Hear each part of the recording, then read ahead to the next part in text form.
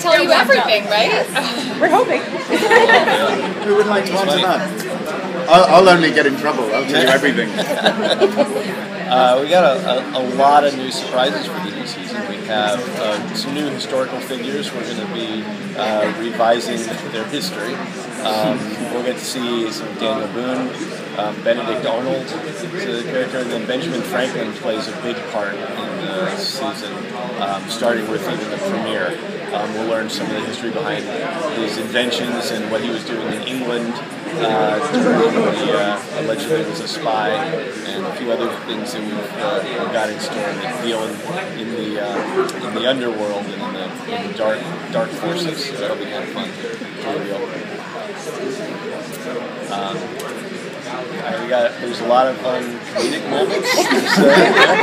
We have, Crane is going to learn to drive this year, which I think is going to be a big deal. It's about time. It's been 200 years. So. How long has it been for you, Tom? It's been 32 years. Happy birthday, by the way. Oh, thanks very much. Yeah. Thanks. So will you burn your costume this season?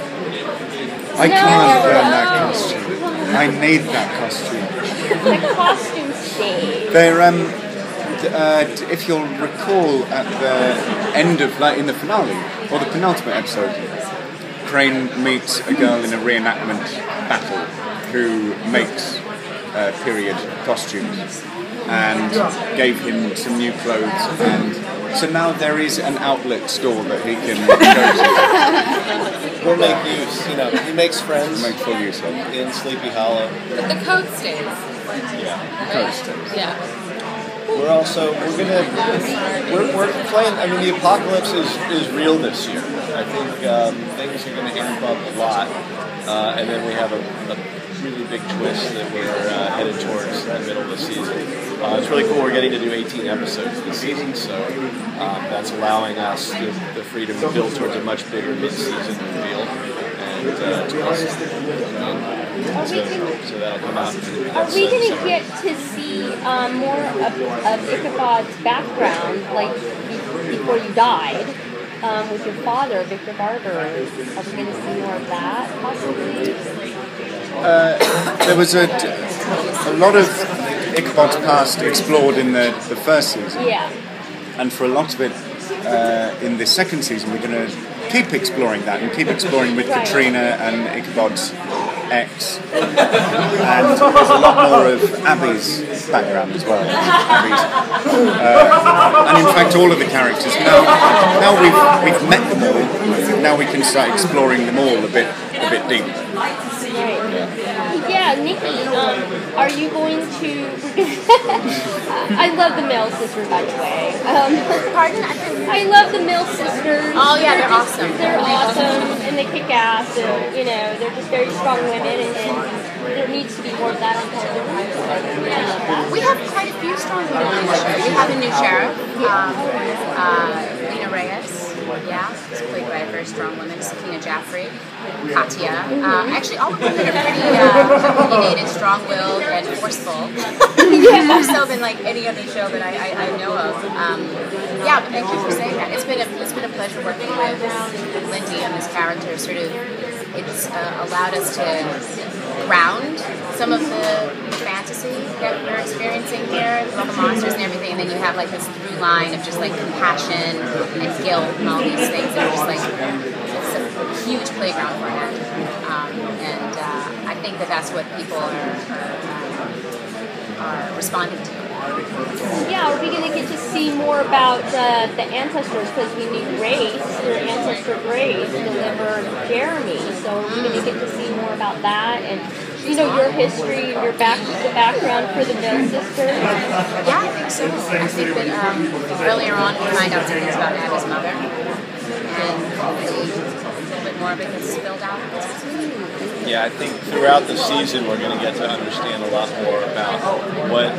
right now, all we really know is that she was in Terry County Psychiatric. We're going to learn that she committed suicide. All right. Well, we're going to learn a lot. It's so much more fun to watch than to hear me talk about it.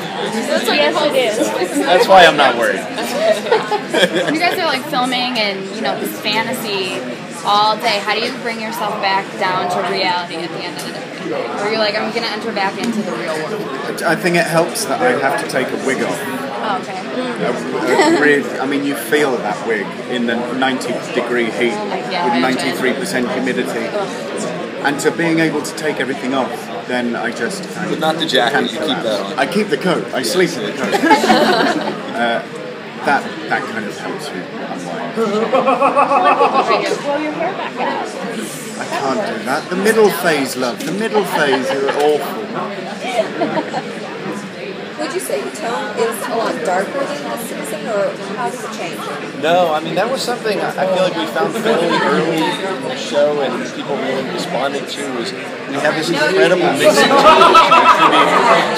it's really tricky for directors, especially for them and in the writing, to go from just this roller coaster ride of starting with something comedic and having really fun man out of time moments and just moments sort of social commentary, and then slip into something that's a big scare, and then going into these guys read anything dramatic, it's going to be incredibly heartfelt and real and not and earnest in a good way, and it's so hard to do on television.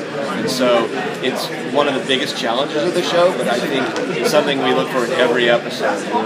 We're not striving to, it's not always dark and gritty. We take on very heavy subjects sometimes, but I feel like there's a levity and a buoyancy in the way both they approach it and just the whole machinery of the show it is not dark in nature. And we also, on the flip side, try to make sure it's not broad, because that's from the beginning of doing the pilot, and I was a fan of Crocodile Dundee when the movie came out, but we kept saying, if we are Crocodile Dundee, we have failed. Like, that was not the goal, it was the opposite. That was my inspiration. I'm sorry. Aim for Mick Dundee. And again, that movie is obviously great and hilarious, but it was just a different tone, and it should just be this wacky guy at a time. And sometimes on paper, a story would feel that way, but then to the writer's credit, we try to make it feel as real as possible. Yeah, that's definitely something in the toning of every episode, is looking at all the moments. And the comedy can't be too broad, the scares can't be too broad. Everything in the magic world has to be earned and difficult to do, because that's really the world we've set up. And I think it speaks a lot to Mark, too, because when, obviously Bob and Alex created the show, and then we needed someone to take on that mantle with them, for them. And, a lot of people were pitched who were those very sci-fi genre guys, and what we loved about, and I had worked with Mark before, but what we loved about him is, he's like a Sorkin protege, and all that Abbey Crane banter is where you're getting it, is because there's a person who's writing it more from the inside out than the high concept, and I think that keeps it real.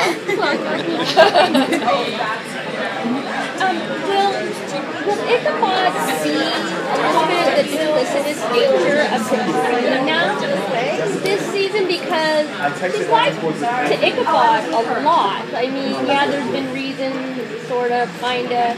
You think that she's on the dark side of the force? I think through the first season, Ichabod was aware of it, because there were so many revelations. And of course, it would be a cop-out if we weren't to explore that. Mm-hmm. So, in season 2, we explore how the relationship that has... Because you were quite right in saying that she has reasons for it. And so exploring that, when there's quite important business to go on and we need an ally for the business that we got to do, but is my wife.